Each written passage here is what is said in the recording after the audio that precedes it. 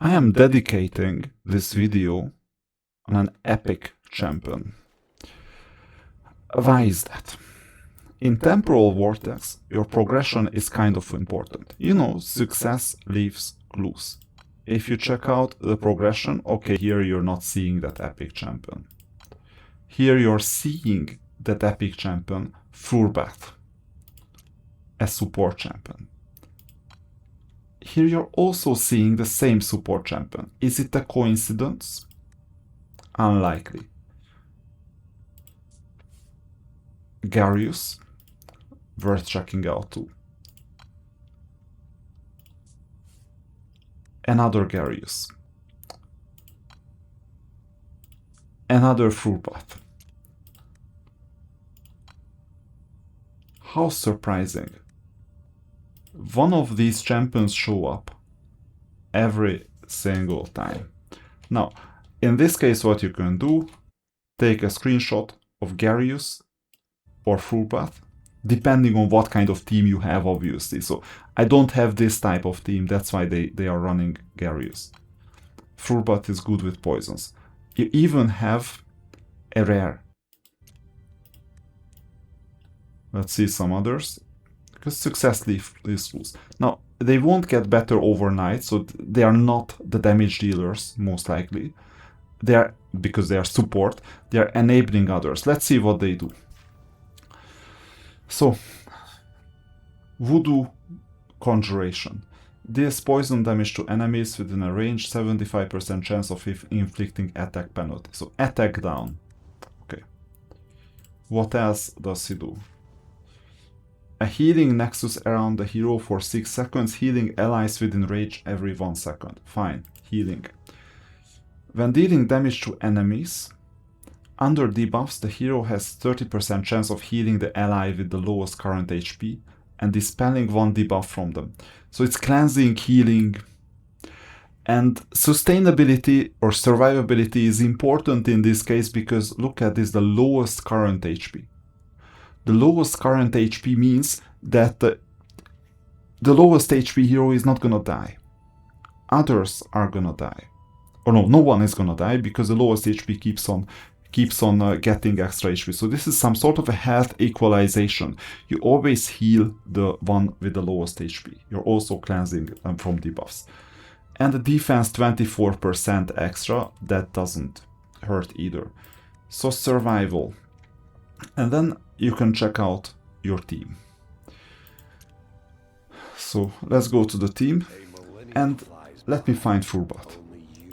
I found Garius first. So as while going down, Garius is already here. You can see that if I had the good type of team or a team, then I would be able to use him straight away. So here is Frurbath. It's a huge mistake not to build him in general. So let's take the scrolls, only 8 scrolls, because we tend to forget about these epics, obviously. Fine. Then, let's see what else. The scrolls. Now, obviously, we will need to see the talent paths. There are 3 talent paths. Usually what you can know, which path to go out of the 3, you can see everything. Recovery, kind of a damage taken less, and recovery over time, obvious. So this is a recovery path. This one, less damage, max HP, HP falls below, recovers 50% max HP, and absorbs 1% ultimate energy, triggers, okay. Third one, block, extra damage dealing, 20% damage reduction, and 50% defense. These are like base skill upgrades. So why am I choosing the top path? In Temporal Vortex, the idea is damage dealing doesn't matter. What matters is that they survive and keep their debuff support rotation, because then the run stays stable. And with these top skills, especially with the recovery over time, you will get these survival options. So I'm taking these four. By the way, it's possible to switch between these talents, so it's not like we've committed it for life. So this poised is gonna be great if Frurbath is in a tank position, gets absorbs a lot of damage, and we need to make sure that he stays alive and stable for as long as possible. Now, tactical advance, the second one, is not the worst option either. Because in theory, it is exciting, but the issue is that it's not Frurbath's main objective to do this tactical advance.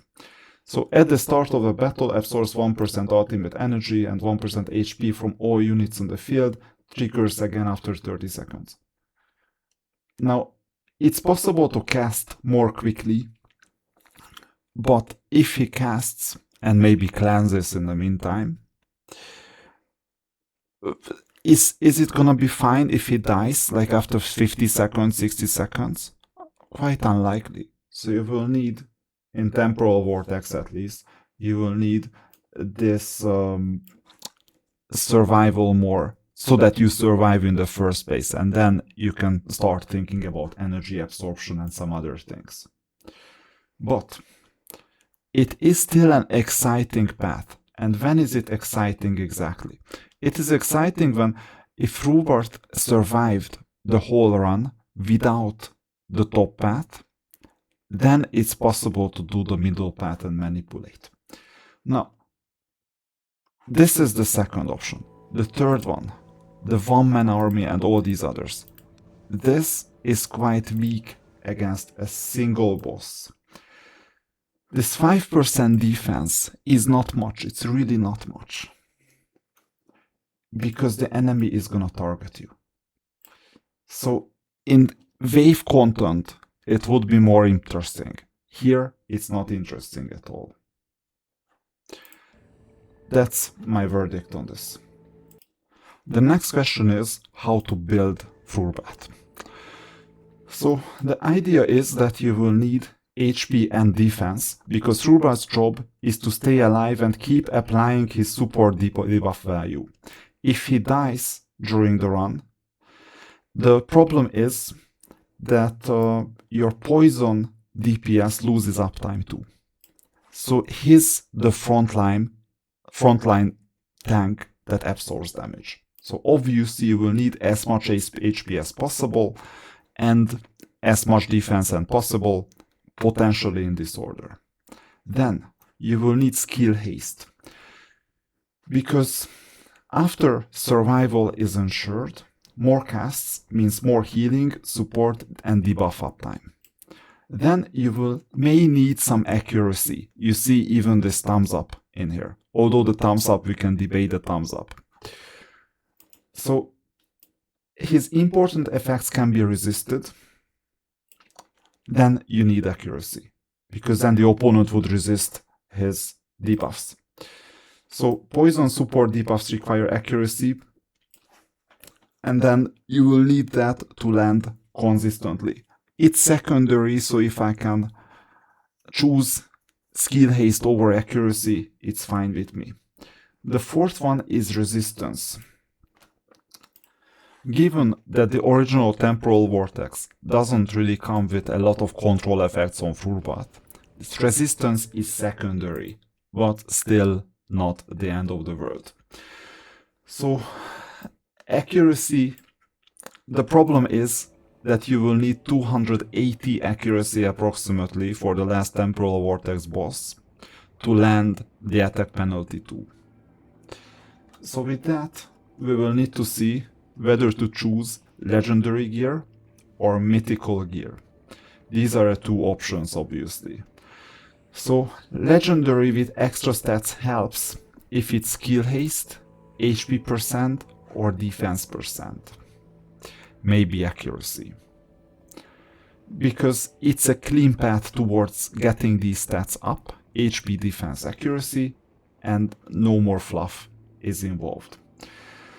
The mythical effect is important if it directly correlates with what we use Frurbath for. So it's also possible to use mythical gear for healing, shielding, and debuff uptime, for example, for the attack penalty. This helps quite a lot, but only if the basic stats are good enough. So we will need to see what kind of gear we would need. And here we need to see the available gear. What we're doing is we're focusing on stats, and then we will focus on the extra skills. So I will start with mythicals. This is the only mythical right now that is available and makes sense. When the wearer's HP drops to 0, gains immortality for 3 seconds and 50% damage reduction for 10 seconds. So let's equip the mythical gear, and let's also upgrade it. I have a lot of gold, so it's not a problem for me to upgrade it. So this is 1.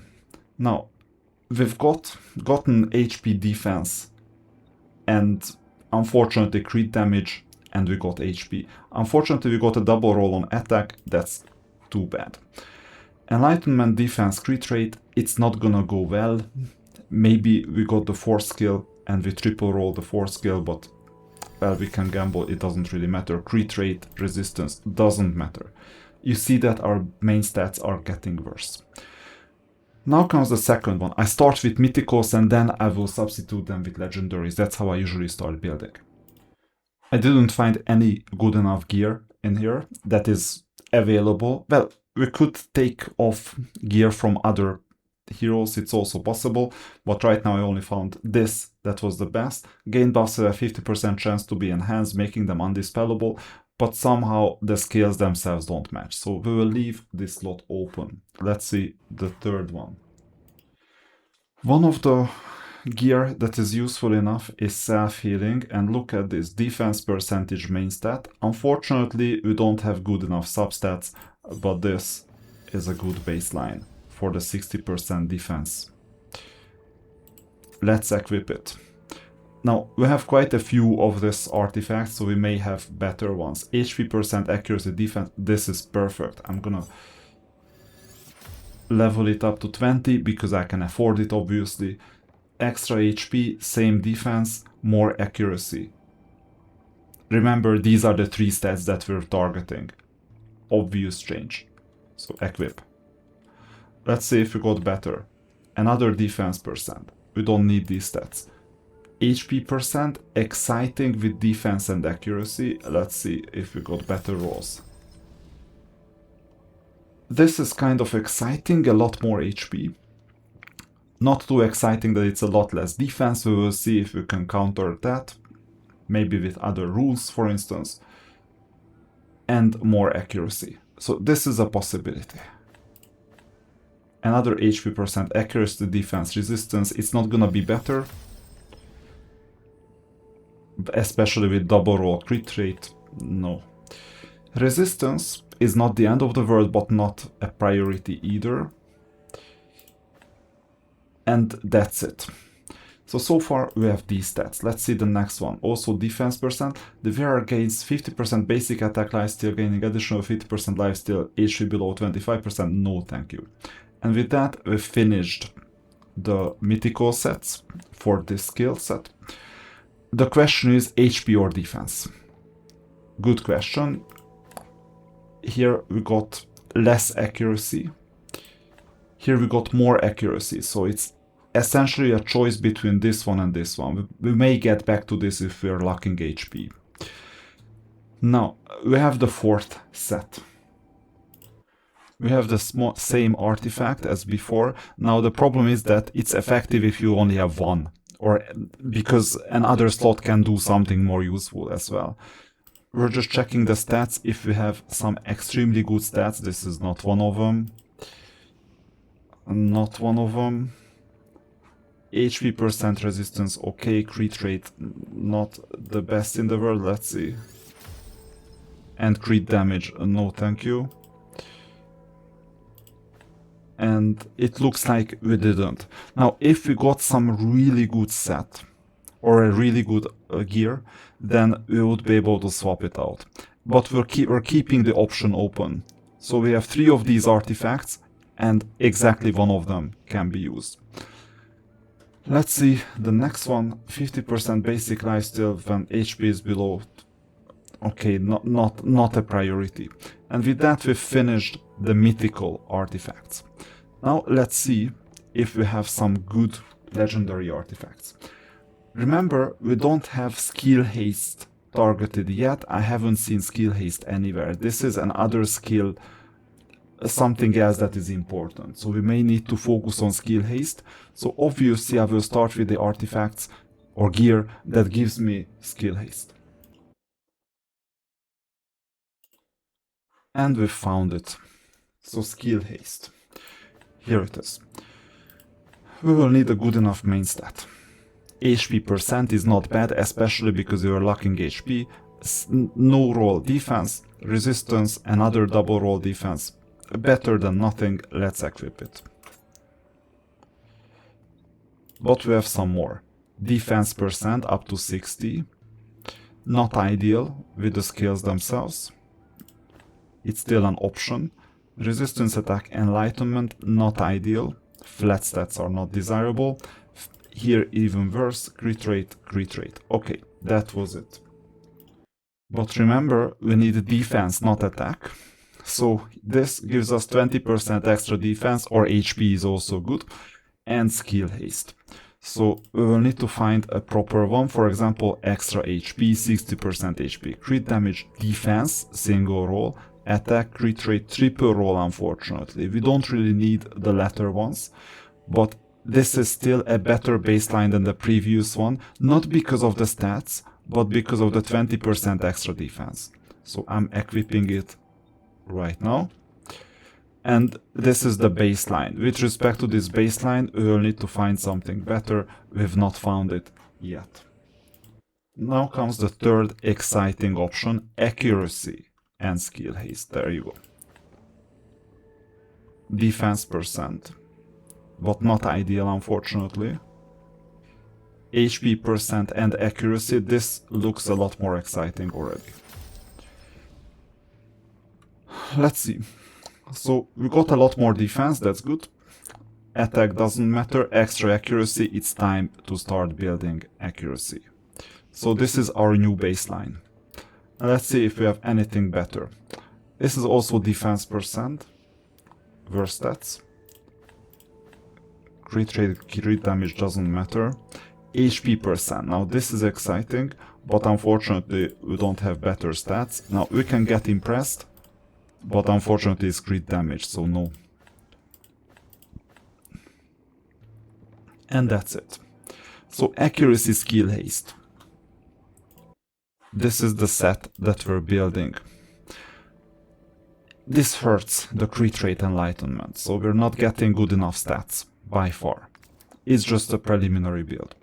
Now we'll need to match this accuracy, skill haste in here. The main stat is gonna be the same, and we have room for optimization.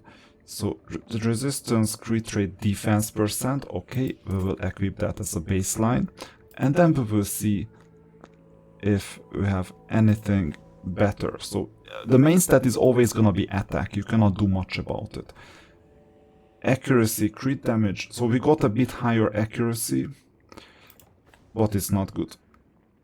No. Defense percent, no. That's the only, well, maybe resistance is also kind of okay. Flat stat HP.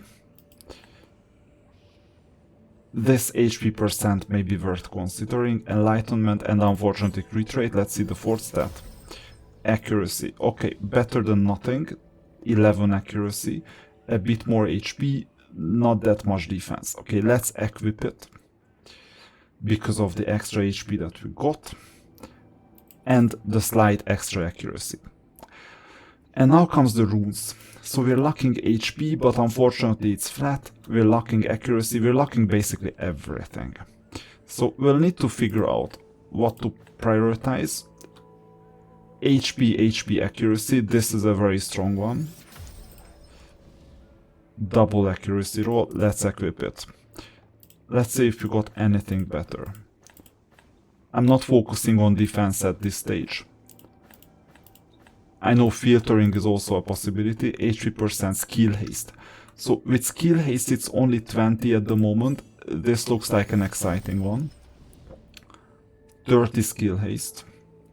But unfortunately everything else is garbage. We got extra HP, that's fine. Less accuracy. That's not ideal. So accuracy or skill haste? That's a good question. If we're not getting the accuracy that we want, it's not the end of the world.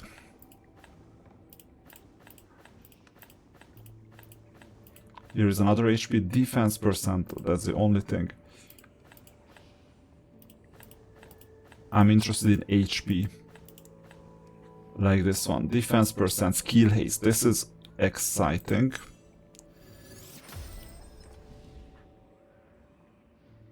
Let's see.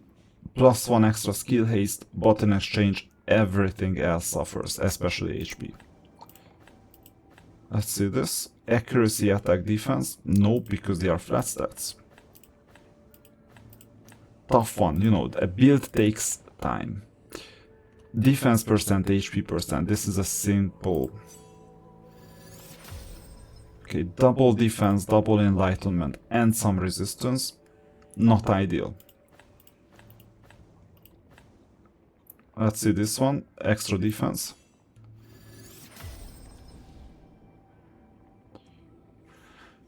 But our HP is quite... It's quite okay, it's not the best, it's not the worst. If we need extra defense and extra skill haste, maybe. Because the skill haste component is really, really good.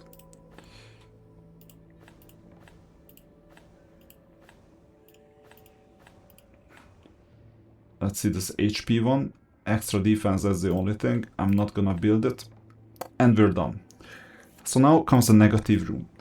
One option is to start fighting with accuracy, but we're not getting the 280 anyway, so the attack down, okay, we may be able to wave goodbye to it. Resistance doesn't matter, HP does matter quite significantly. Defense, accuracy, attack speed, the former two is important, and we got double defense, unfortunately double attack speed too. I mean, this is the baseline for now, we're setting it. Let's see, another HP with a lot of critical stuff, we don't need that. For now I'm going for HP. And accuracy. So the skill haste component is exciting. Let's see. I'm doing this near the end game, so third part of the season. So if you have a lot less gold, then don't upgrade like this. So 21 extra skill haste and 87 accuracy, that is really, really powerful. But unfortunately HP and defense suffers, and these have a higher priority than even skill haste. So unfortunate, what can I do? Another HP. HP percent defense. This is a pure HP defense play. It's a negative rune. Unfortunately, we got a double roll hidden crit rate. That makes it a lot less exciting. Let's see. No. HP percent and too many attacks. We don't want that. We don't want this one either. Let's see. Skill haste, enlightenment. I'm not investing in that. We have better skill haste options. Accuracy, defense, attack crit rate. Unfortunate. That's the RNG part, what kind of stats you get.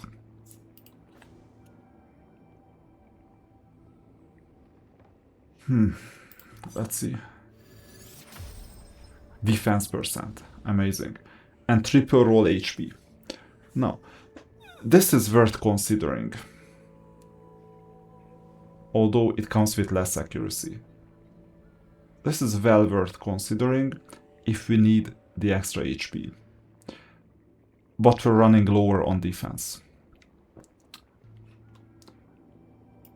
Now, in these cases, it is also possible to just check out the build itself. So what I did, just for orientation, what the others usually build or do. So you can see here what someone else did for his Frurbath. So HP 54k, we're reaching that. Defense 3888. You see that we're really low on defense. Accuracy, they didn't prioritize accuracy as much, so obviously we won't prioritize it either. And skill haste is just 20. So it looks like they went for HP defense all out and ignored accuracy, which makes quite a lot of sense. Success leaves clues. So in this case, this build is gonna have to focus on attack and defense, but I might start considering the defense build as well, especially if we have some good enough stats.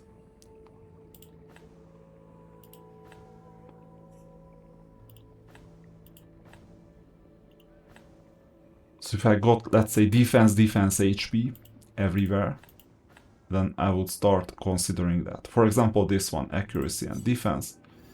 Let's see. Double roll accuracy doesn't hurt, but right now my priority is rather increasing defense.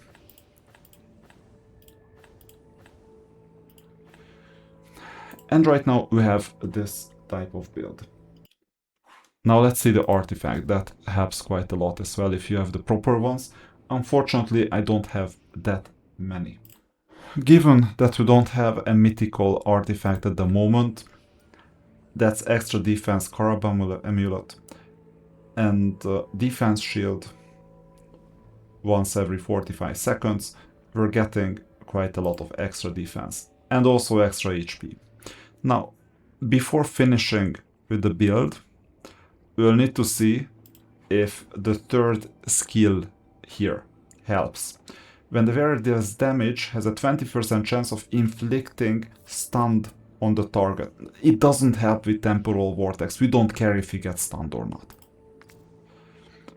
What we care about is moving a bit from HP towards defense because we got a bit too much HP. So we'll need to check this out. If there is a better defense option. This is a defense option already. And this one is a defense option as well. I think we can be fairly satisfied with it.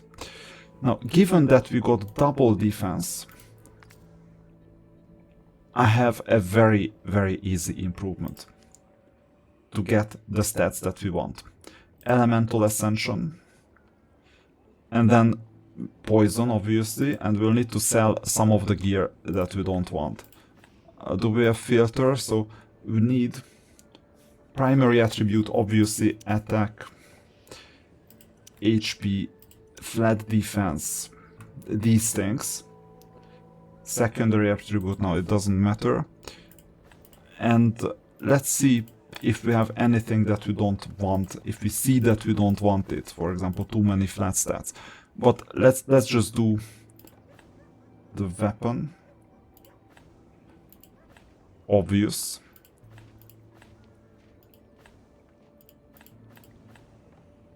Or no, the chest plate and the helmet. Let's see. Accuracy, resistance, crit rate. No. So we need basically chest plates and gloves that have variable stats. So all chest plates, all gloves.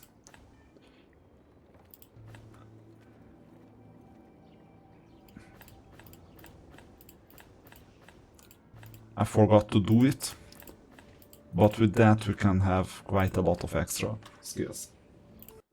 And I got 40 extra materials, and out of the 40 we need 8. So we got 12% defense here.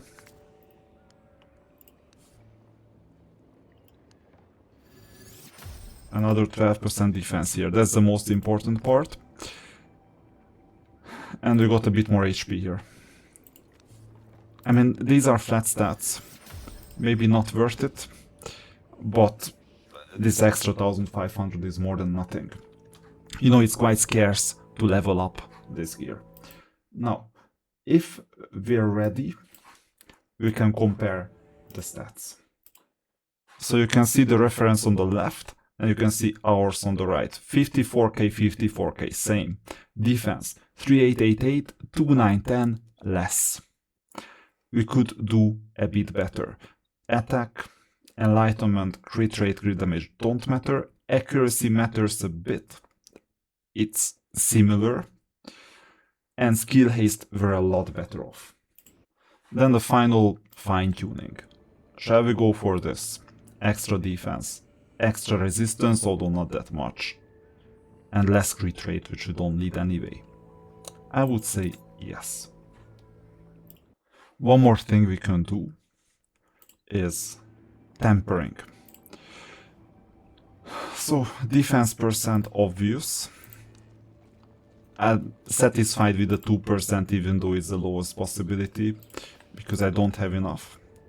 6% extra HP. Then let's temper this one. HP percent, obvious. Even though it's the lowest, I don't want to overinvest at the moment. And I don't even have accuracy. Fine.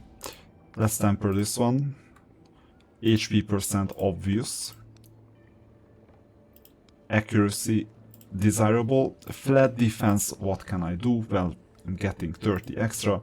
And flat HP, I'm getting 900 extra. Fine. Then comes the fourth one, temper.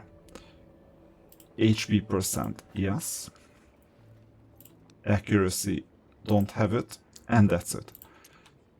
So the final stats look a bit better with tempering and everything else involved.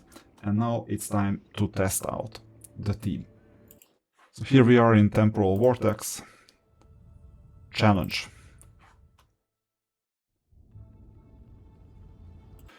My first intuition is that we're gonna take Frurbath in the position of Mitracy. Mitracy does revivals. The question is if we need these revivals or not. And I would say this is a bit less needed now. So this is one of the options. The other option is Vinyara. And given the one inspiration and given her utility, I would first test it out with Mitracy. So for the formation, it is also important to consider that this is Frurbath. I would prefer putting him to the front. Like this. As a frontline contact. Evidently because he's gonna be targeted first. And now let's do the simulation. Maybe we're better off, maybe we're worse off. We cannot know.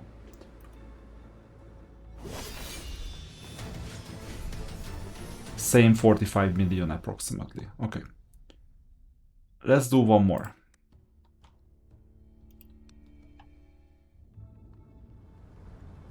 We may need to see why they die, so running it for like a longer period of time would help as well.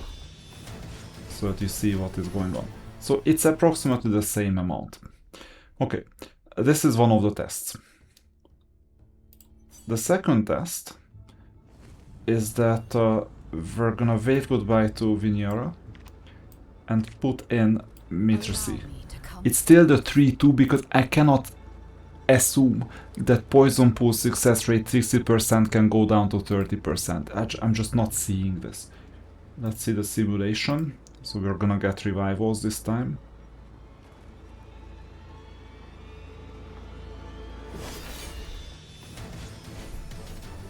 And it's approximately the same amount. Let's do one more.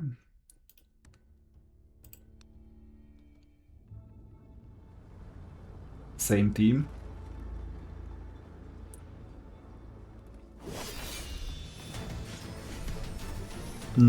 it's more stable. So the stability has increased because I used to get like 40 million, 50 million, 30 something million. So this is flat 45. Okay. And then the third test is what happens if we take out Durango. We put the familiar here. And we add Viniara. Or Mitrasi, whichever was missing. Yeah, there you go. For support. Now we got triple support. It's for survival. I'm expecting this to be a lot worse. But maybe that's the correct way to... It's a bit too much survival. Actually, it's a bit better. Interesting.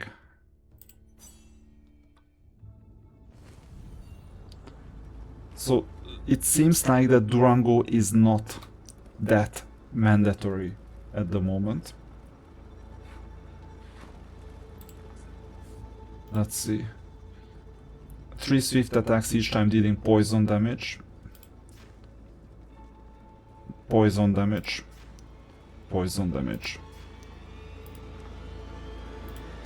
Okay. And there can be some exotic options as well. I'm not saying that this makes any sense, but sometimes 2 major damage dealers can benefit from supports in unknown ways. Yeah, of course it's not ideal, because it's 2-2 and the third one is not synergic. And what we can also do is get rid of this unit, keep the damage dealers to the front, bring back Viniara as a second support, and put the remaining team here. That was the original formation.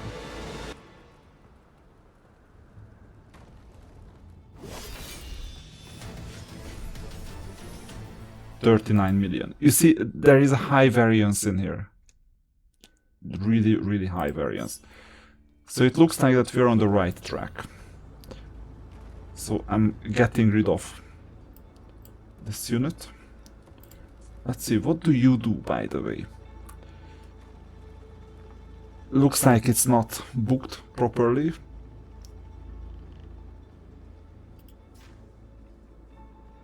Poison damage. But worth considering.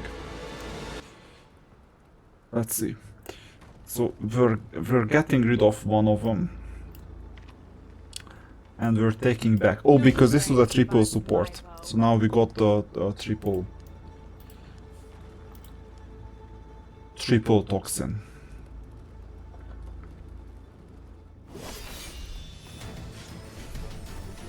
$27 million. Oh, we only have 4 units? That's crazy.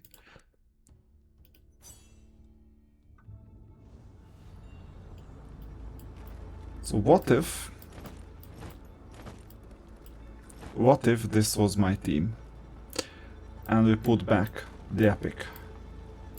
Because you see, there are quite a lot of options.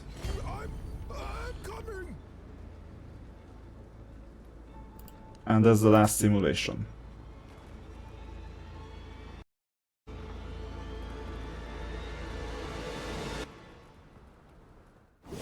And if it's less than 47 million, no, it's 58. So this is the way to go. Durango became a bit redundant, and now the 3 poison units should be working together a bit better. So we got to 58 million.